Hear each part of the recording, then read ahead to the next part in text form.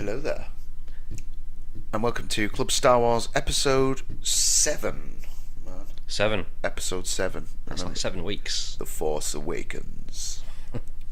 So we are going to be covering Star Wars news, of course, bit of Johnny Williams, bit of Hamill, bit of Game of Thrones creators, bit of Rian Johnson, and we're going to be presenting 2 more of the interviews that we did at Star Wars Fan Fun Day, and I'll be mostly feeling ill with a man baby cold, and this week's show once again is brought to you by Brewdog Punk IPA. Oh yes. Let's get on with the show.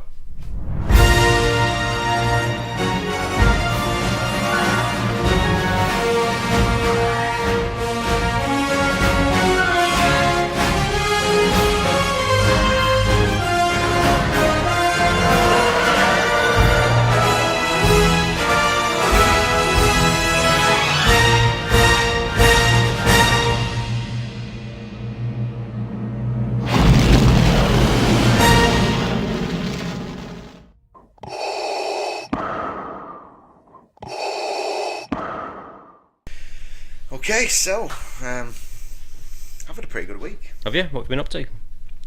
On Sunday, I went to see Hollywood Babylon with Kevin Smith and Nice. Ralph Garman. That was brilliant. Went down early. Yeah, you got to chat to Kevin Smith and Met Ralph on the way in. Kevin was. It was just like a lot of people turned up, and we were just like, "This is not gonna happen." So I went to have a tea, and then we got him after the show. Nice. He basically, so there's about 7,500 people there. He comes out and he goes, "Okay, anyone who wants signing, we're going to do that first. If you want a picture, that's going to be second round." And he just did sign. Right now, pictures. Yeah. Everyone. Bloody hell. Nobody left out. At one point, his guy come over and goes, and he's here, and he's like, "No, we're gonna finish what we're doing." Yeah. So he was on still going when we left. Yeah. Jeez. Same last time. He's brilliant. Yeah. He gets the fan thing, and love Good on him him. to bits. Good on Love him. that guy to bits. He's brilliant. Yeah. Very funny show. So then was it last night? No, it wasn't last night. Last night I watched Game of Thrones. We'll talk about that in a bit. Monday night I went to see Swift Driver with my old mate Mick Quinn, formerly of Supergrass, on bass. Oh yes. He's Yes. playing with them now, so I had a quick catch up with them. Nice. Yeah, so all good in the hood. Been busy. Busy. Yeah. You've been shopping for a new TV. TV. Yeah, that's about my week. Browsing the internet looking for a new TV. That's big enough. When Well, it is. It's 65 inch now. Well, it will be when it lights arrives. up round the edges. Yeah. It makes Star Wars all that much better. You know. All you need is just people wafting like hot cylinders past your face when you're watching Star Wars. Yeah. You're almost there, aren't you? You know. You're nearly in it. Yeah. So anyway, Star Wars news. Let's kick off with a little bit of ruin. Bit of Ruin Johnson. Yeah, here we go. Sorry, I just can't not call him that after that geezer's stuff. I was watching his latest video today. Ruin Johnson emailing Bob Iger. I've not seen it yet. I will have to check it out. And we're recommending another YouTuber highly here. That's what it's all about. So anyway, we're looking at this. We got this covered.com. Ruin, defends killing off Snoke in Star Wars The Last Jedi. Again. So, despite an impressive box office run and staggering 91% fresh rating on Rotten Tomatoes, which goes to show you how crooked that thing is. Oh, yes. Star Wars The Last Jedi has proved to not only be one of the most divisive films in the science fiction fantasy franchise, but arguably one of the most controversial movies released this decade. Well, it's true. Yeah. That is true. That is true.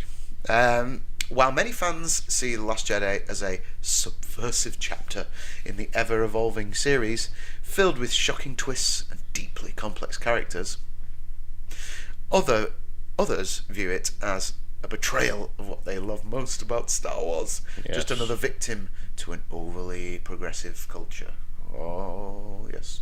The disclosure around the sequel has proved so hot, in fact, that cast members have deleted their social media accounts. Petitions have called for the movie's erasure, and Rian Johnson has received numerous threats against his life. Really? Oh, that was a bit too far, isn't it? You know, come on. What? If anybody does that, you're a dick. You know, it's Ruin! yeah. You just know, there's going to be some lunatic one day. He's coming out of his house I hope not. with a lightsaber machete. Yeah. Ruin! Where is he? Yeah, no. You were my brother, Ruin! I loved you! Yeah. I hate you! And he's like, yee! It's over! I have the high ground! Oh, Jesus Christ. Yeah. No, but seriously, I mean, come on. It's not. Yeah, no, it's not a life and death situation. It's not a matter of life and death, kid. In the 17 months since... 17 months. It still hurts, Bilbo. Oh my word, 17 months. The Phantom Menace Yeah. was 18 months ago, Tim. Sorry, anyway. Kids want Jar Jar. Kids like Jar Jar. Why? Yeah. Well, they do nowadays. They do. What about the Ewoks? You said so yourself. They were rubbish. Yeah, but Ewoks make Jar Jar look like fucking Shaft. Yeah. Anyway, sorry, we're just quoting Spaced here. Go and watch Spaced if you want to hear any more of that. Yeah. Anyway, back on with this. Bit of a Star Wars connection there anyway. yeah. Simon Pegg. Yeah, Simon Pegg, absolutely. In the 17 months since The Last Jedi's release, conversation among the film's fans and detritus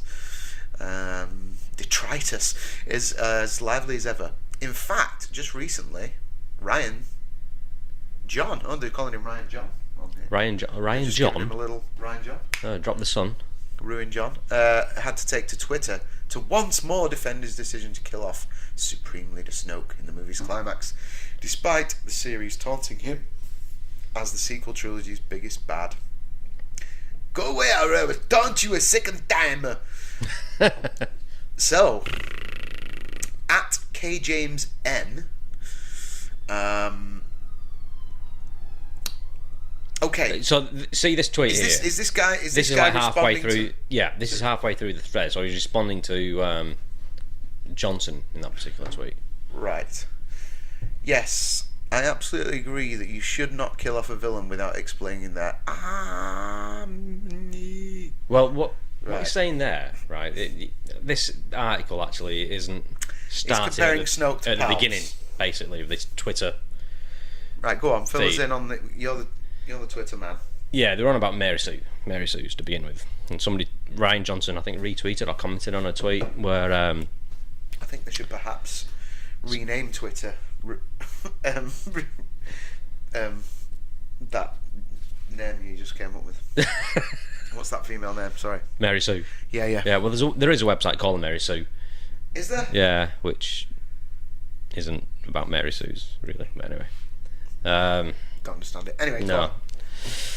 I mean, I do understand it, but Yeah, they go against the. people don't Yeah, understand it. yeah. But talk about it all the time. Somebody tweeted out, "My dick is a Mary Sue." Ryan Johnson liked it, so Said who's a Mary Sue? my dick is a Mary Sue. Oh, my dick is a Mary Sue. Yeah. Right, okay. Ryan Johnson liked that tweet, Okay. and then this person, Kevin, At KJamesN. replied just quite politely, really, just saying, criticising politely his movie. And then Ryan Johnson goes on to basically say, yeah, absolutely, my dick, my. Oh, I see. Right, okay. Yes, I actually agree. You should call for killing without explaining that. Indeed. Right, yeah. Okay. This is what Kevin said. My point is that while that while it be the Night King of Snoke, if you built up a hero or enemy, not paying it off is cheap, be it for the character development or not. If you lay the groundwork for characters, pay it off. So they're talking about Snoke. It's not brilliant to surprise viewers. Yeah. Well, there you go. You see. Oh, there's some nice screenshots there of. Yeah, episode 9 trailer. Yeah. So, one could easily compare Snoke's death in The Last Jedi and Emperor Palpatine's death in Return of the Jedi. Both films are set up as their respective trilogy's biggest antagonists. Both characters are easily killed by their direct underlings after a climatic throne room speech, and as Johnson points out in the tweet above, both characters' motivations are shrouded in secrecy even after their deaths. In fact, the Emperor's name isn't even mentioned in the original trilogy, but fans had no problem accepting his introduction with brand new Force lightning powers in the final film at the time. We didn't need to know though. That's the thing. While it's rumoured that Disney could be planning to cancel Johnson's up-and-coming Star Wars trilogy, more on this later, these rumblings seem unsubstantiated and localised to a specific pit of the internet actively rooting for Johnson to fail. Just last week, Disney revealed a ton of new release dates for their biggest franchises, including 3 different unnamed Star Wars projects. Unless the planned trilogy led by Game of Thrones showrunners David Benioff and D.B. Weiss shoots in rapid succession, it's safe to bet that at least one of Johnson's spin-offs takes a date. Until we find out more information, we go blah, blah, blah. So there you go. Yeah. So, thing is, with the original trilogy, we didn't need to know anything about the Emperor. We were told there was a big leader of the Empire. I mean, yeah, Vader wasn't the Emperor. We knew that from the start. Yeah. Mentioned in A New Hope. Being an Empire, there's going to be very short scene in Empire. Emperor or leader. Yeah, it is. Yeah, the table in the Death Star. You know, the old Republic has fallen. When Darth Vader's kneeling down. But it was Clive Revill in the original film. Oh yeah. It's a different actor, different voice. But then when they did the special editions, there. Is that where they used the monkey as the monkey face as the Emperor in the original? It just wasn't quite. The makeup wasn't quite perfected there, and it was a different. The eyes were chimpanzee. Yeah. The eyes face. were weird. That was Clive Revill. Oh yeah. And then they stuck Ian in with the special edition with a slightly adapted dialogue. The dialogue's slightly different. Oh yeah. But made more sense obviously. Return of the Jedi. So not yeah, only that, you were talking about go on. Yeah, I was just going to say when A New Hope came out, prior to it coming out, the novelisation was released, and in the novelisation of A New Hope, before the movie hit cinemas, I used to have a hardback of that. Well. Oh yeah, they talk about the Emperor. Yeah. So a lot of people would have bought that back in the day, and you know. They mentioned him in very briefly in the movie too. They do. Yeah. What was it? How will the Emperor maintain control without the bureaucracy? Yeah, exactly. Yeah. The regional governors will now have direct control of their territories. Yes. Fear will keep the local systems in line. Yes. There you Fear go. of this battle station. Yes. Yeah. There you go. I mean, it's comparing apples to oranges here. You know, it's Snoke was kind of built up in The Force Awakens to be the big bad. Yeah. And he wanted just a little bit of something. I mean, like I can see his point to a certain extent, but you know, he didn't get a 3 film arc. So I feel like, you know, Emperor's just like this mystical name in the first film. Then he turns up in Empire Strikes Back and he's like, Vader's like, oof, on his knees and stuff. Yeah. Oh, holy shit. Yeah. He must be something big deal. Yeah. And then he's just that evil when he finally does turn up that you're like, well, it teaches you all you need to know, and he's taught that. Exactly. But, you know, there was. I think that the other thing was like, obviously, Palpy was a Sith and all that. Yeah. That was obvious, wasn't it? Yeah. Whereas there was all. They just didn't want to confirm anything about Snow, did they? They said he's not actually a Sith. He's no, I mean a Force user. He's this. We don't know. Still, don't know anything about him. None of them. Nothing was fleshed out really. We kind of know Well, that he's manipulated Kylo or something along the lines. Yeah. But along those lines, but who is he? Where's he from? And how has he built this huge army up? The First Order. Yeah. After the Empire fell, and I mean, is he just a puppet for the Emperor? I mean, that's probably the lines they have to go down now. That's No, who knows? Could have done something more interesting with him. I think. Definitely. I feel that as well. Yeah. But has he been pounding away on Twitter since the movie? Has he been pounding away on Twitter for 17 months now? Ryan. Yeah. On and off. Yeah. Forever defending his movie and what have you. One of the biggest things he tweeted this year or last year was his defence of the characterisation of Luke Skywalker, which everything else can sort of let go, but that no, definitely not. What was that? He's 100%. Oh, is this where he was saying it's like that he did the most Jedi thing ever? No. He said Luke Skywalker in The Last Jedi is 100% the character of Luke Skywalker. No. Definitely not. It isn't. No. How can you say that? I don't think so. The Luke Skywalker we left in Return of the Jedi would not abandon his family or friends. Yeah. He'd do everything he could. He'd find an answer for trying to save somebody from the dark side. Yeah. Not try and kill them in the sleep. Yeah. Or even think about killing them in the sleep. And the list goes on. But no, it's that's why The Last Jedi has failed, I think. Yeah. But anyway, what do you think? Yeah, let us know what you think. Thanks for doing the Man Baby bit again on Twitter, Ian. Anyway, so moving along, this may come as a good piece of news for you then. Yeah, well, maybe. Who knows? Depends where you. Game of Thrones creators direct Star Wars film. Mm-hmm. Disney has confirmed David Benioff and D.B. Weiss will be behind an installment in franchise set for release December 2022. Excuse me, and this is from Sky News. Yeah, so the creators of Game of Thrones will swap Westeros for a galaxy far, far away when they direct an upcoming Star Wars film.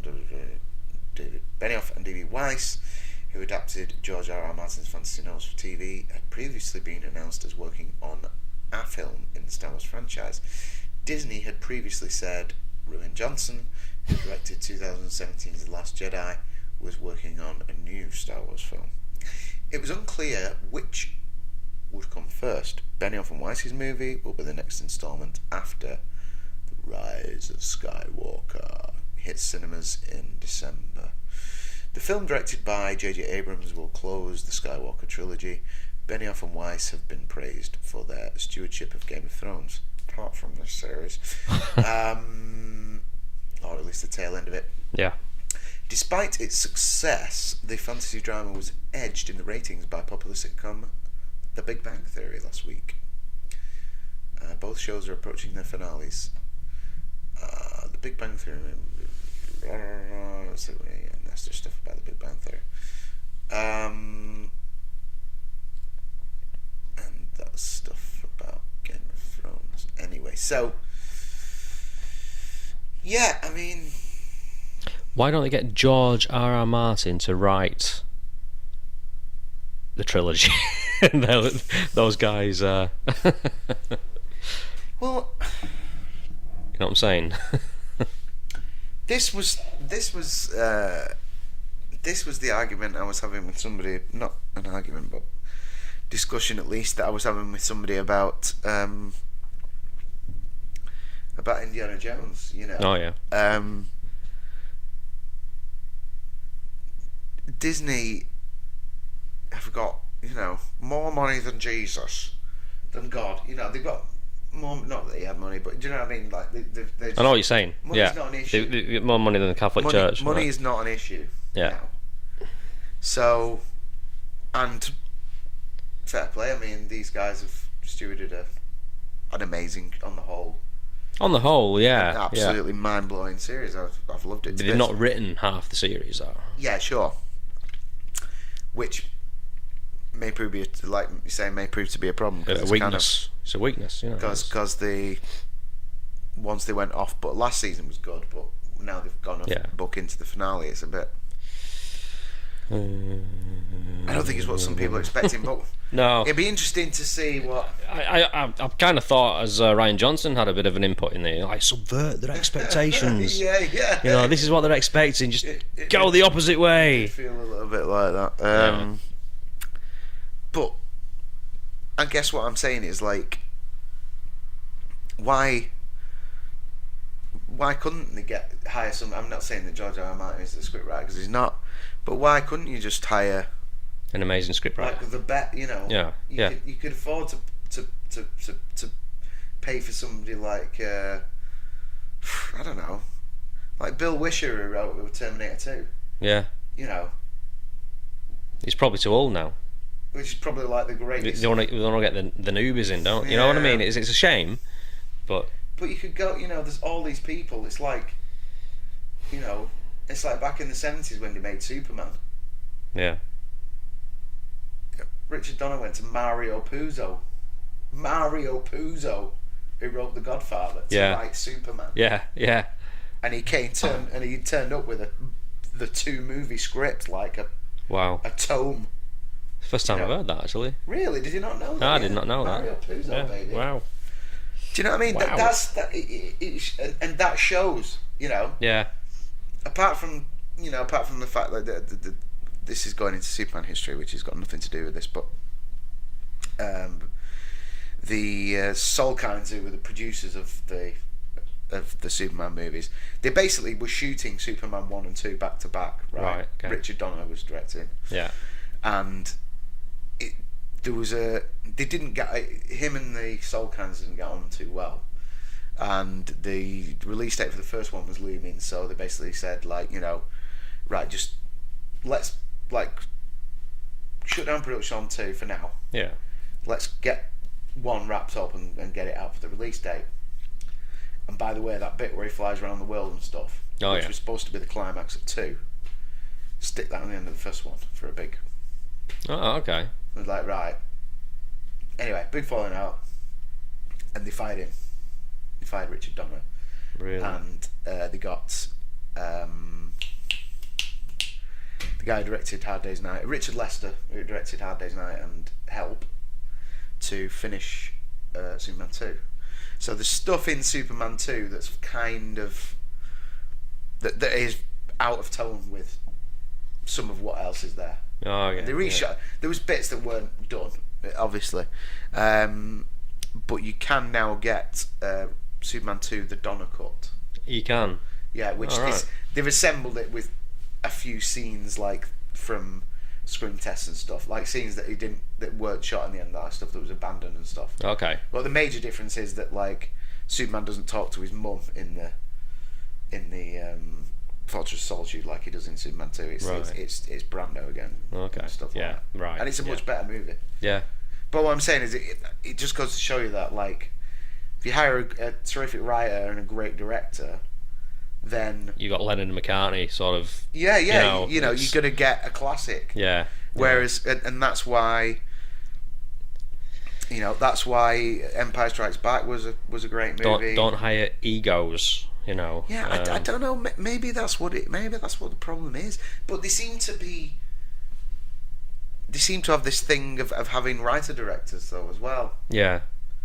Who want to live in a bubble and do what they want to do.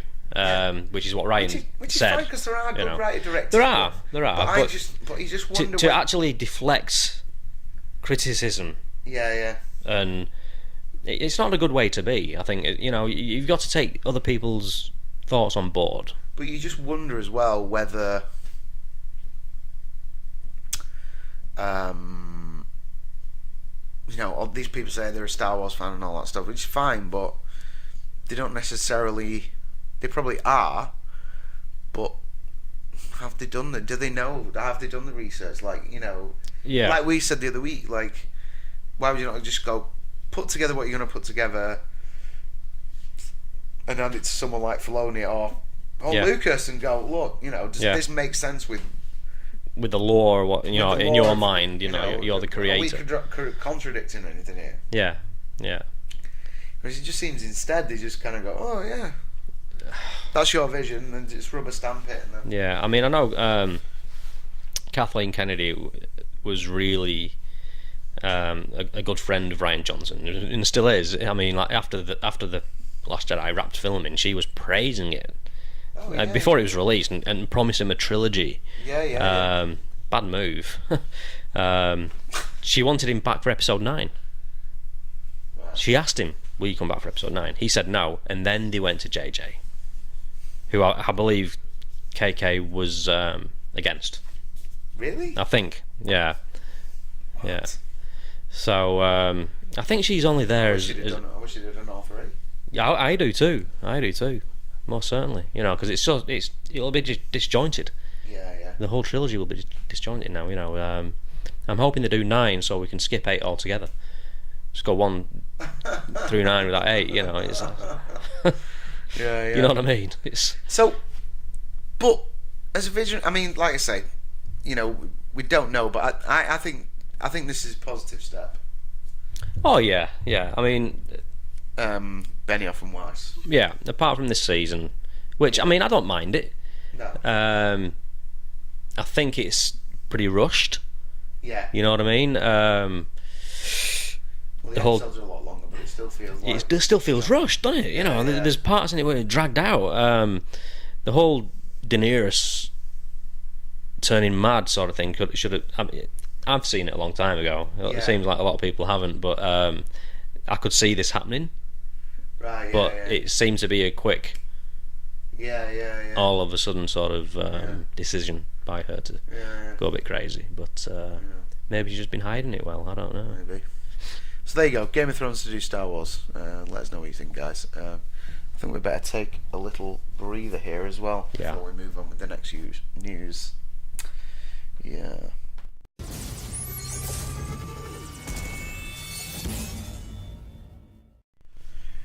Alright, next one. So, 3 lingering Phantom Menace mysteries that The Rise of Skywalker must solve. Must solve. Indeed. Okay, so if Star Wars Episode 9 is going to really conclude a 9-part saga, it's time to go back to the beginning. It's time to go back and back and back and back. Hating Jar Jar Binks has officially become a hobby for cranky old people. Cranky old people? I love Jar Jar Binks. Hello, inverse.com. Yeah. We detect a little bit of ageism there. Yes. What's Cranky that? old. What do you mean? Cranky old. Well, I'm cranky sometimes. I'm cranky and formerly young, actually. Yeah. When it comes to The Last Jedi, I'm cranky. I'm still young. I'm still young. Took that really personally. Well, I must admit, like when they announced Jar Jar Binks was going to be... I wonder how old Ryan Brett is. Well, he's probably in his 20s, I'd say. Do you reckon? Young whippersnapper. Yeah. Yeah. Still got teenagers bouncing on his balls. Yeah, probably. We're going to look up a picture of you in a bit, Ryan Brett. Yeah. You better not be older than us, otherwise there'll be hell to pay. Anyway. Yeah, no, they've released announced a Jar Jar Binks Black Series 6-inch figurine. Cool. Take my money. Yeah. Take my money, and a lot more plastic to melt down as well into a. Yeah. IG-88 or something. No, I mean, that's cool. So Sunday, May 19th marks the 20th anniversary of the release of The Phantom Menace, a movie that's more relevant now than ever that we know Star Wars Episode 9, The Rise of Skywalker, will bring back Emperor Palps. As we look back at The Phantom Menace and share our favourite memes, it's also a good time to think about how the first chronological film in the saga sets up huge questions that need to be answered in the final instalment coming this year. If The Rise of Skywalker really is the end of a 9-part saga, then it's time to go back to the start and figure out which mysteries raised by Star Wars Episode 1 still remained unsolved 20 years later. So, speculation for The Rise of Skywalker as well as vintage spoilers for The Phantom Menace. Yeah, if you haven't seen it, then God knows why you're watching this podcast. Nobody... Oh, right, Ryan, let's have a look at your young person English here. Nobody ever, he said, figuring out Star Wars was easy. Nobody ever I think said. what you meant to say there was nobody ever said figuring out Star Wars was easy. Just a tip for you. From an old guy. Reply. The great maker of the beloved Star Wars saga, George Lucas, gave up on his unwieldy creation twice. Once after 1983 and again in 2012 when he sold Lucasfilm to Disney. We can speculate as to why the larger story arc of Star Wars has driven so many people mad, but it probably has something to do with the fact that the essence of Star Wars is to tell a simple story in the most complicated way possible. By the way, happy 75th birthday, George, belated. Happy birthday, mate. Famously, in 1999, fans were getting the beginning of the Star Wars story 16 years after most people thought the saga had ended with Return of the Jedi, though numerous vintage interviews revealed Lucas had always intended to do a trilogy of trilogies consisting of 9 movies. Once the prequels started happening, Lucas retroactively began claiming 6 movies would be the entire story. To be clear, George Lucas changing his mind all the time and pretending like that's always been the plan is part of why he's a postmodern genius. He's basically like if Han Solo was a screenwriter. He's basically like if Han Solo was a screenwriter. Lazy, adventurous, dishonest, and fun. Right. Okay. Yeah, I might go with that.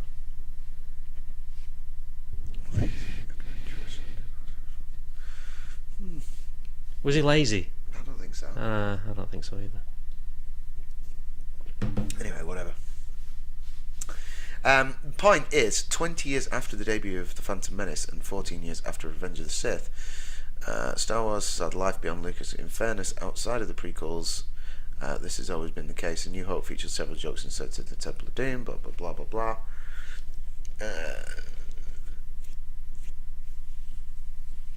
Features several jokes inserted by future Temple of Doom scribes Gloria Katz and Will Hoyk. An early version of Empire Strikes Back was written by fantasy novelist Lee Brackett. That was that one when I was trying to remember the Oh, okay. She came up with Cloud City and all that stuff. Oh, yeah. Lawrence Kasdan polished up both Empire and Return of the Jedi. There have always been some rumblings that Rian Johnson has consulted Lucas heavily on The Rise of Skywalker. So Star Wars has frequently been a collaborative process with George Lucas lurking somewhere in the background, kind of like Darth Sidious manipulating everything that happens in all the prequel movies now. That we know Darth Sidious, aka Palps, aka Giggles the Sith, is back for Rise of Skywalker. It does seem like the Phantom Menace carries more weight than ever. After all, according to Lucas in some interviews, Palpatine is the literal Phantom Menace. So with that in mind, here are the 3 questions set up in the Phantom Menace that could finally be resolved in Episode 9. How does the Force get balanced again? Yeah. How does the Force get balanced again? I don't know. Relative to canon consternations, perhaps the most pivotal scene in The Phantom Menace is when Qui-Gon Jinn brings young Anakin Skywalker to the Jedi Council. Qui-Gon describes Anakin as a virgins in the Force, implying a heavy divergence is the status quo. Mace Windu talks about the prophecy of the one who will bring balance to the Force. Then, throughout the film, Qui-Gon insists that this mythological person is Anakin. George Lucas doubled down on this in interviews in 2005, saying Anakin was the chosen one because he destroyed the Sith, meaning himself and the Emperor at the end of Return of the Jedi. But now that we know the Emperor was not entirely destroyed, he's laughing like a lunatic in the Rise of the Skywalker trailer. So it seems like Anakin didn't bring balance to the Force at all. No, he didn't really, did he? That's true. For a bit. So is the Rise of Skywalker pointing towards Anakin? Is he going to rise from the dead? Yeah, wondering. Bring back Vader to just sort them all out at the end. Yeah. Anyway, further, the beginning of Force Awakens has Lor San Tekka saying that without the Jedi there could be no balance in the Force. Presumably, by the time of the sequel trilogy, neither the Jedi nor the Sith really exist anymore, meaning that if Anakin destroyed the Sith, Kylo Ren and the Knights of Ren replaced them, but just don't call themselves Sith. The point is, in The Phantom Menace, the prophecy about bringing balance to the Force, but the prophecy was about bringing balance to the Force. But by the time of Attack of the Clones and Revenge of the Sith, the prophecy was about destroying the Sith and bringing balance to the Force. Destroying one side of the conflict doesn't seem like balance at all. So what's the deal? Was Obi-Wan wrong? Will Rey and Kylo balance the Force in Rise of Skywalker? If so, how? Who is the real chosen one? Along the same lines, the importance of Anakin Skywalker in The Phantom Menace relative to the other 8 episodes of the Skywalker saga cannot be understated. As both Anakin and Darth Vader, he's literally the main character of 6 movies. And through Kylo Ren's Vader fandom, his presence looms large in The Force Awakens and The Last Jedi too. If Anakin Darth Vader was not really the chosen one, then who is?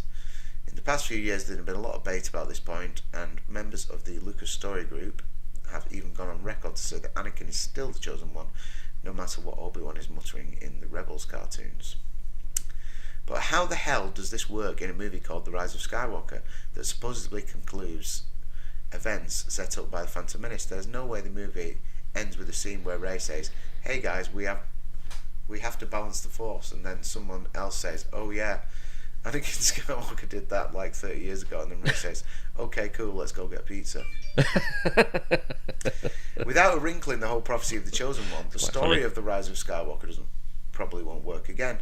Then again, if Anakin really is the chosen one, then the idea that he'll show up as a spirit in The Rise of Skywalker makes a ton of sense. Yeah. Who knows, maybe the spirit of Anakin will possess Kylo Ren and become a hero again.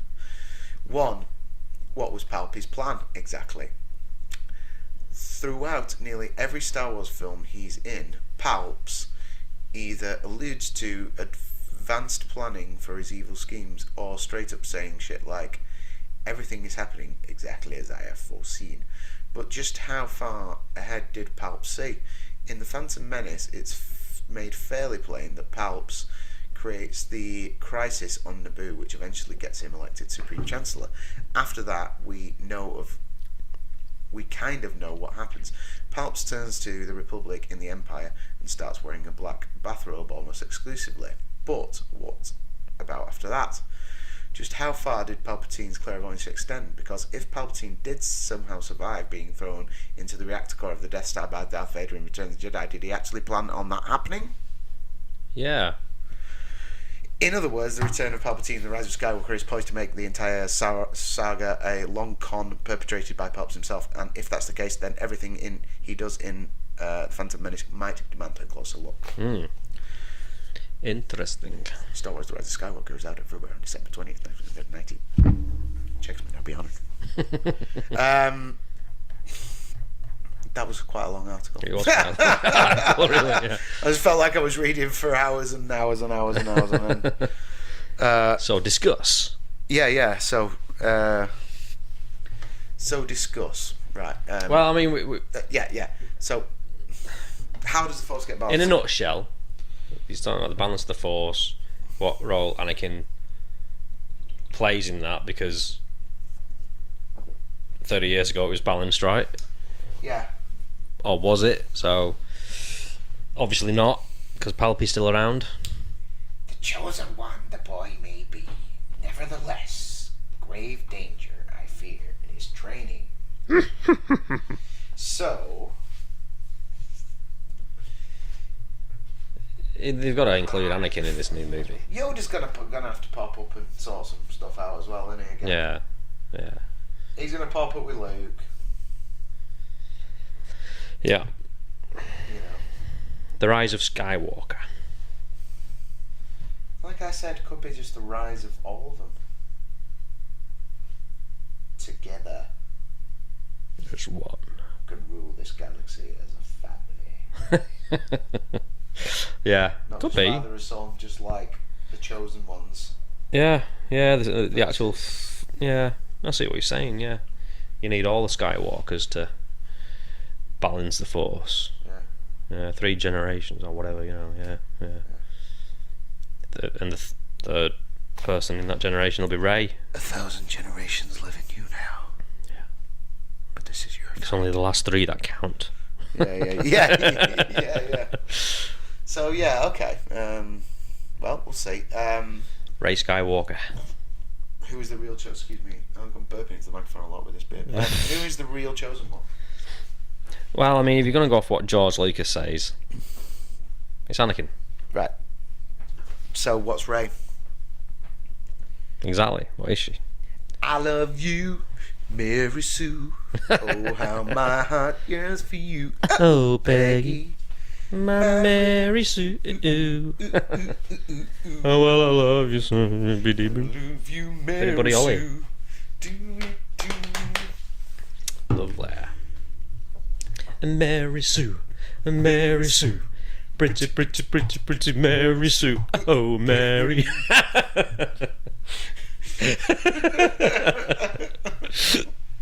Excellent.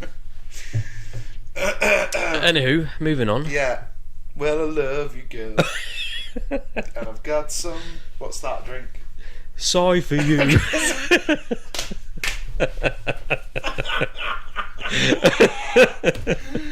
Oh, you're gonna have to do a song. You're gonna have to write a song like Mary Sue, Mary Sue, pretty, pretty, pretty, pretty Mary Sue. Oh, yeah. I've got some soy for you.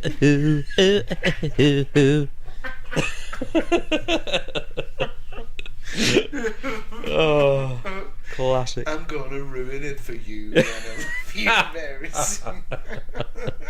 And I've got some soy for you.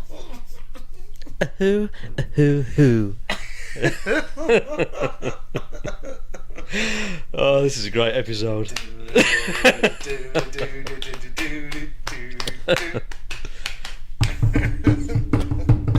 Anyway. I got some red coming, I'm gonna do it too.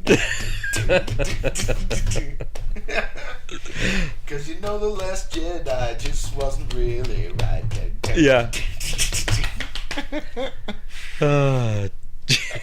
That's hilarious. I'm gonna get a story writing team for you. Then I'm gonna show you what Luke's gonna do. It's soy, everybody.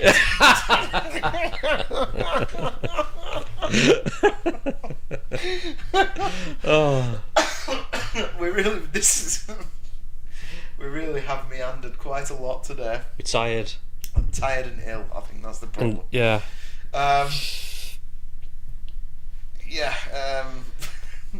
So that's the Chosen One bit. It's mainly Buddy Holly soy related songs.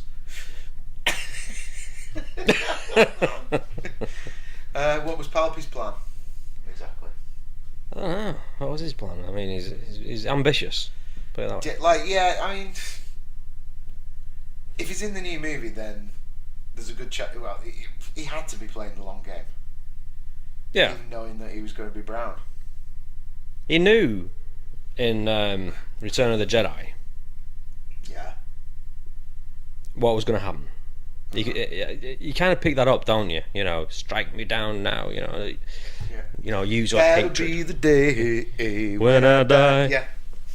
Blimey, yeah, this Star Wars Buddy Holly episode. There's a band in that, I think. Yeah. Like Blues Harvest do all these different Yeah. bluesy covers and stuff with Star Wars lyrics. I think you could There could be like a Buddy Holly one there somewhere. Yeah. Buddy Holly and the not the crickets. What could you have instead? Buddy Holly and the Ewoks. Yeah. Yeah. Excellent. Buddy Holly and the Wickets. And the Wicket. You got it.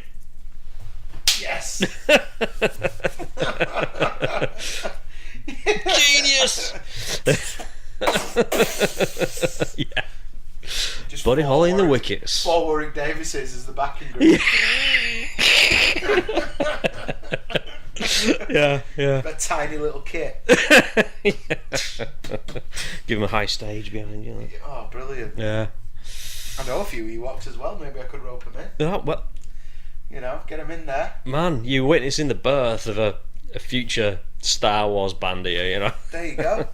Because when it's not, when it's not panto season, Well, exactly. Yeah. they're always up for a gig. Yeah. So Yeah. Get it on. Yeah. Buddy Holly and the Wickets. get it on. Yeah. Buddy Holly and the Wickets. There you go. Anyway, it doesn't. Forget about this article. This is much more entertaining. Yeah. What else can we talk complete shit about? Do you know what? We've done loads here. We've done loads and loads. Have we? So I Well, reckon going to the interviews, eh? we need to get out of here, and then we did some interviews and that. Yeah. We've started late tonight with this broadcast. Started so- late. I was, I played a gig. I'm ill. I had to edit the interviews before I got here. That's right. Yeah. So, So next week we'll be on form. yeah, honest. In fact, we'll just to save on the editing later on tomorrow. Why don't we just introduce the first interview from here? Yeah, go for it. Okay. Here's Matt's interview with Arie Decker, aka Chewbacca's stunt double from that god awful solo Star Wars story. There we go. All right then. I'm here with Arie Decker for Club Star Wars, and you play the stunt double for Chewbacca, right? I play Chewbacca's stunt double in Solo: A Star Wars Story. Excellent stuff. But before we actually get into that, let's talk about you as an individual and how you started in this business anyway. Yeah. So, what was your first sort of, appearance on screen or whatever? What's your background? So the first time I actually did anything to do with film was back in 2009, and I was a stand-in in Clash of the Titans. Oh yeah, And I had 3 weeks off work, took it off, and thought, I'm interested in movies. Why not go and do something and see how they're made? Went down there for 3 weeks. Did 3 weeks on the set, working closely with some of the big stars on at the time, and it was a real eye. Liam Neeson and Liam Neeson, Gemma Arterton was on it.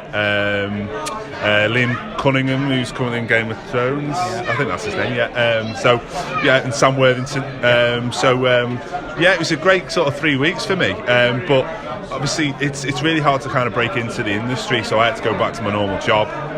And I never really sort of looked at it. Past that point, I just got on with my career. I had a great career working in health in the health industry. Until I got a phone call one day about a job, and they needed someone over 6'10". I'm 6'11". And, there you go. and I ended up going down for an audition. I think you only live once in this on this world, and I just thought, let's go down, let's see what it's all about.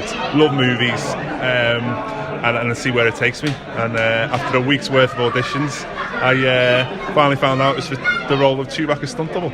Oh man, I bet you were jumping up and down at that experience, that role. I was, yeah. I mean, it was absolutely fantastic. And I mean, to be part of the film is great, but then obviously to be part of. Hello, little man, you all right? Got somebody for signing here. Can I sign that for you? Of course I can.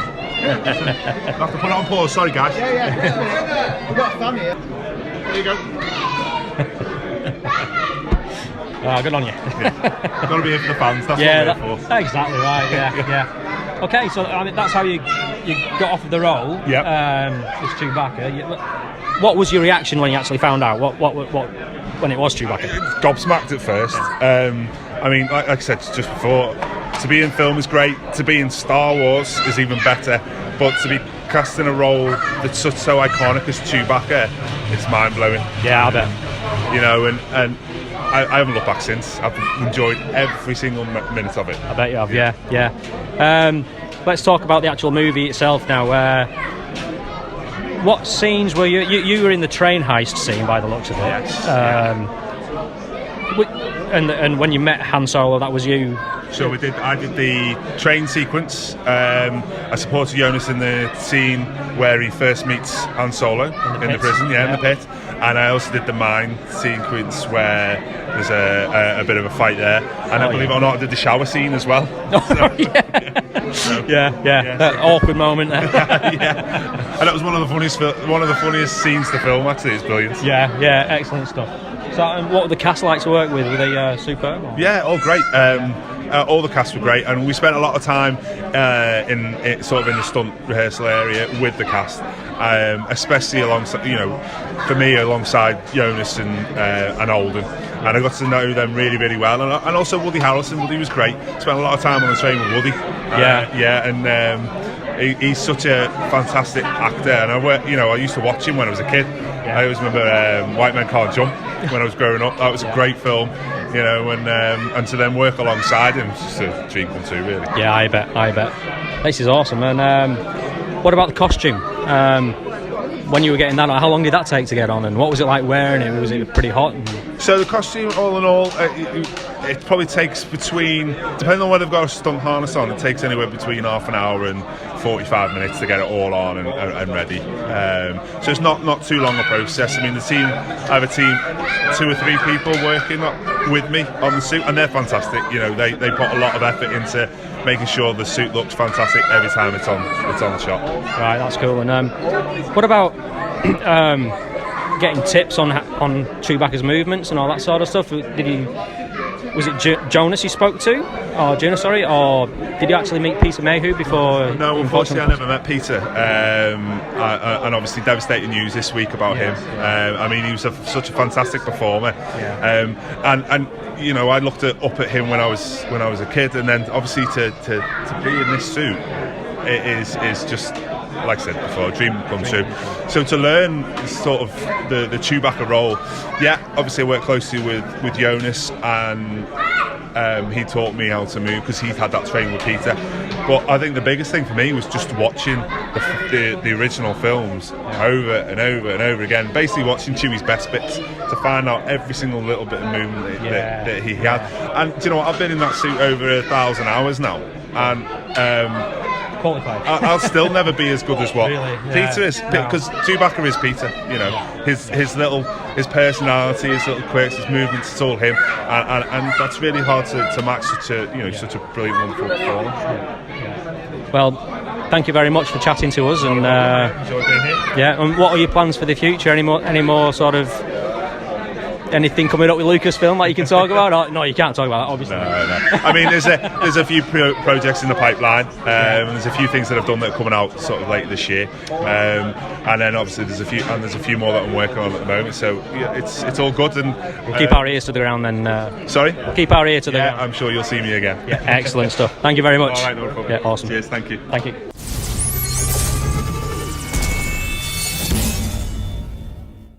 He was a nice lad, wasn't he? He was. Liverpool lad. Aye, Liverpool Scouser. Yeah. He's only down the road, really, isn't he? Yeah. Enjoyed that interview. And, done well for himself. Yeah. Fair play to him, good lad. Yeah. So, next interview is with a lady called Marolyn Turk, who played Beedo. Not Greedo. Not Greedo, Beedo. Which is basically one of the rubber heads. Greedo's brother. In sister. Jabba's palace in Return of the Jedi, and I had a good laugh with her actually. So check this out. Alright, so I'm here for Club Star Wars. We're at Star Wars Fan Fun Day 2019. I'm here with Marolyn Turk. Nice to meet you. Nice to meet you, Paddy. So you actually, what I like to do is start off at the beginning, rather than, because everyone here will just want to talk to you about Star Wars first and foremost. So I like to say, well, what was the first thing? Was it a play? Was it a film? Was it another actor? What was the thing that inspired you to want to be involved? in entertainment to start off with? It was an encounter with some guys who worked with my father in the Grosvenor House, and they were going to make a Greek film, and he was Greek, my stepfather, and he was a wine butler. And there are a lot of waiters in films. You always see a scene in a restaurant. Yeah. And they said that he should do this. Now, his English was terrible, so he never actually did it. But he said, "Oh, you've got a daughter. Would you like to? I can sign her in to Central Casting." So that's how I started. Right, Central Casting. So Central Casting, which is no more. yes, but having spoken to a number of people who've been involved with Star Wars, I believe Central Casting was quite instrumental in putting people into Star Wars films. So I imagine that's where your call initially came from. But you were involved in Return of the Jedi, but you were involved in Empire Strikes Back before that. The first one, yes. I didn't do which were 1, 2, and 3, weren't they? But now there's 4, 5, and 6. Yes, which confuses everyone. yes, absolutely, and me included. Yes, so that's how I started. So so how did that call initially come with Empire Strikes Back? What happened there? Central Casting. Yeah. I think I had a friend who was doing something, and she just got. I don't remember a lot about the first one. It's more of this is where I came to my career actually started on this one. Right. Okay. So you did you were a Hoth rebel basically, weren't you, in Empire Strikes? So that was like what deep one-off. background, would you say? Yes. Yeah, background. I was So running. you were a lot running of the time with silver boots on. So Running- I stopped the shoot because my boot was 2 sizes too big for me and came off during the take. So we had to restart. So I didn't go down too well on that. So that's why it's a bit of. I've dismissed that because that Sure, was. yeah. But still, you can say you were running with silver boots on in The Empire Strikes Back Well, I did. Yes, I could say that if anyone wants to know. for a bit. For a bit. But no, with this, we had to go to an audition because they'd made costumes originally for men, but they were too small. They were all a size 10. So the casting call we got was if you were small enough to get in these costumes, you would probably get the job, which we didn't know. So we all trailed off at various points for the audition, and that's how we got that. Cool. So we'd have been audition, and then what a fitting for the Beedo character. For the beat, yes. Okay. So and then I assume that you shot all of the stuff for Jabba's Palace was shot at Elstree, right? Elstree. It was 3 weeks' work over a period of 6 weeks. And don't forget, in those days, no M25. We had to drive up through London, and it took hours. It was okay if you were early in the morning, but coming home at the end of the day, you were in a traffic jam for hours. So, I mean, Long days. going back to the time, obviously Star Wars had become a thing by then. Well, people, when they did the first one, or there was a hiatus. They didn't make it. They said there were going to be 10, and then they never happened for years. Yeah. So we never got any call. We did this, and then it fizzed out. Sure, but when you've done, I probably, maybe you'll have got more of a sense of it after you've done Empire Strikes Back and you're working on Return of the Jedi. Obviously, like, people like Harrison Ford, Mark Hamill, Carrie Fisher, they were big stars by then. Yes, oh yeah. So, like, did you get a feeling for that on the set? How big it was? Well, we knew who George Lucas was, and we know, but you see, when you're just working, there's so many others there, and we were surrounded with Harrison Ford, they were all there day to day. Yeah. So, and they all came into our dressing room. There was a lot of camaraderie there. We used to play mind games. People would come into our room to talk to us while they were waiting for their call. I mean, it was fantastic. And I've seen several actors over the years, and I went on one of these podiums where you talk about, and you have fans stand up and say, what do you remember, whatever. And one of these actors, do you know Ralph Brown? He was in with Neil and I. Well, he was with me, and they asked him, what was the worst time about, filming? And obviously they're waiting for something scintillating, and he just said, hours in the dressing room. Yeah. And then he said, well, what was the best time? He said, getting the paycheck at the end. But anyway, what happened? We didn't really know what to say. I didn't know what to say. I just talked about Gail and the people that we worked with. And then the producer that is it Gary somebody who was... Gary Kirk. Yes. He took over. So every time they asked a question, we'd start off, he'd say, oh, Marolyn, what did you do? This chap would stand. And then he'd take over for us. So it was great. So it was wonderful. So that overcame my nerves. I thought, well, maybe I can do this. Yeah. Didn't think I could. So, Do these, you know. I mean, I know it's a long time ago, but have you got a particular memory of like Kerry or Harrison or Mark? Something they said or something that happened. I have to ask you this because I'm the biggest Harrison Ford fan in the world, so I have to ask you. All right. No, well, I just remember Mark Hamill. He signed my son's autograph book, which he's now lost, which I'm furious with, and said, your mum's a lovely alien. And then, but he was getting a bit impatient. Setting up this took for it. Can you imagine how many hours? Yeah. So we all had to get in our positions. There's 3 people in that Jabba the Hutt thing. The pig guards, where there were men, there were dancers, ballet dancers, men, and they had these awful heads on. And honestly, we were hot, but they were sweating buckets.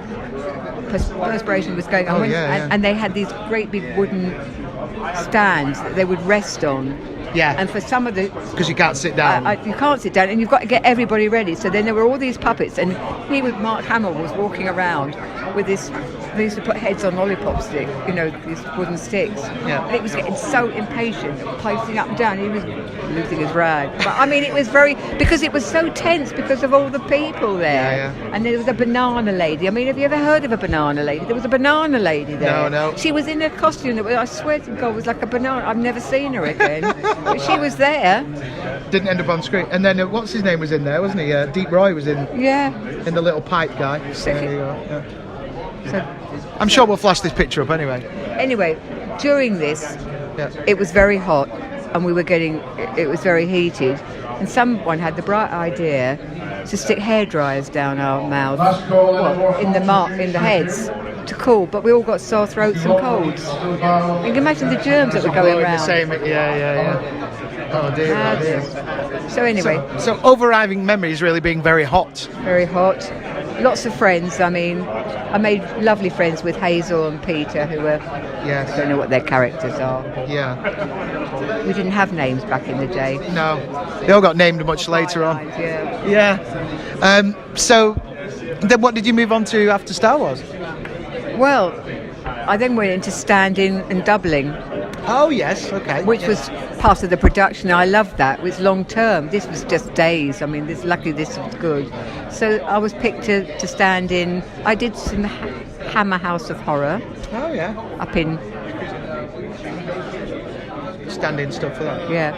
For various actresses who were great. And then Glenn Close was coming over here to do Hamlet with Mel Gibson. Yeah. And they said, who do you think should stand in for Glenn Close? And my name came up. Oh, fantastic. That's... Off I went.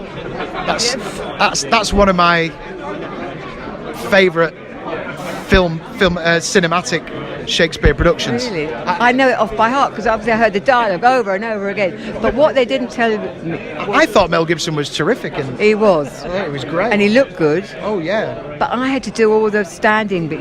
For a stand-in, you have to watch all the rehearsals. They go off to hair and makeup, and then you do it for the camera and the lighting, what have you. But what happened with that? Because Glenn was going off to do hair and makeup, I had to do rehearsals with Franco Zeffirelli directing, Mel Gibson. It was a big name. And me, and he was, how incestuous that film is, with Mother. And he was jumping on the bed with me. He was told, Franco Zeffirelli just told him how to act, and I was like a body there. And all the prop guys thought it was hysterical. So I was like, every time he came up to me, I was going, like this. Mel's back again to jump on me. No. And they were going, you silly woman, they said. Do you know how many women would love to be in your position? I was going to say, imagine, a lot of people would want to be jumped on by Mel Gibson, particularly back in the day, anyway. It was back in the day. Anyway, so that's how I started. And I did 101 Dalmatians when she came, then I did 102 Dalmatians. So you became the go-to Glenn Close. And then I did Miranda Richardson in something. With Neil Jordan for... it was called The Soldier's Wife when we filmed. That was a working title. Yeah. Called something else.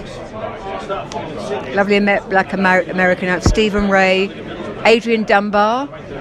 Right. He was in it because I sat in a car with him one day, just chit-chatting, as you do. And then I did Meryl Streep in The Hours. Right. Miranda Richardson in The Hours, after that film before. And other things. So you went to the doubling thing for years then? Yeah. And I doubled for Glenn Close with Gérard Depardieu in 102 Dalmatians. Right. And it was my hand that did the skunk in 101 Dalmatians. And Fantastic. so I've done very well. So and now you've What did you do? moved on to I'm back doing this. Yeah. playing bridge in Rye. Playing bridge in East Grinstead. Yeah, yeah. And with a guy- Just up the road from Rye. Right, yeah. Just near the Mermaid. And doing this. Doing this. And my husband does a local radio show, and I won't do live talks, but I've been recorded, and he plays it on the radio station. Okay. What a stand-in is, what a double is, who I've stood in for, and I do a special Star Wars one. Excellent. So would you like to give his show a plug? Meridian Radio, Meridian FM, And what's his name? Anthony Beeville, like the author, but he's not a historian. Tune in for that, folks. I'll just get the... He's giving you a plug for your Meridian FM radio. Oh, yeah. Come on, give us a plug for your show. Go on. Yeah, we do Meridian FM. Our program is Rotary on the radio every Saturday afternoon from between 1 and 4. We have a guest in the first hour, lots of music, and a Rotary news plug at 2:30. And that's me, Anthony Beeville. Marvellous. Well, tune in, folks. Thanks for talking to us on Club Star Wars. Very pleasure to meet. Thank you. So that was our little interview with Marolyn Turk there. Hope you enjoyed it. Very nice lady. Yeah. And Love me too. Oh no. No. Try again. Take two, John. Take two. Love Mary Sue. You know I love you. I'll always be true. So please drink soy too. Oh dear. I was, don't take offence because I was drinking soy today. Don't. That's only because the daughter drinks it and we were out of milk. You know what I mean? I was slumming it. And I've been drinking today. I was slumming it with the soy. So Where's that's all the rum it gone? for God knows what that was tonight. I know, yeah, it's one of those episodes. Tiredness, a little bit of IPA lubrication, not like a lot though. No. You know. But No. again, we do recommend it. Brewdog, if you're listening, Hi, Brewdog, I think you're from Scotland. if you're listening, just start sending us this shit for free because it's costing a fortune. to Aye, run this it is. podcast, It takes me a while to get here. I've got to We go across the haven't got road. we haven't got it monetized yet. By the way, we're up to 95 subscribers. Yeah. Fandabidosi. Thanks, guys. So we're just knocking on the door of 100 subs there, which is That's good. really nice. So thanks very much, and that's about it for Club Star Wars. So until next week, May the force be with you. it's all about the wars. That's Force what yourself. Force yourself. Then.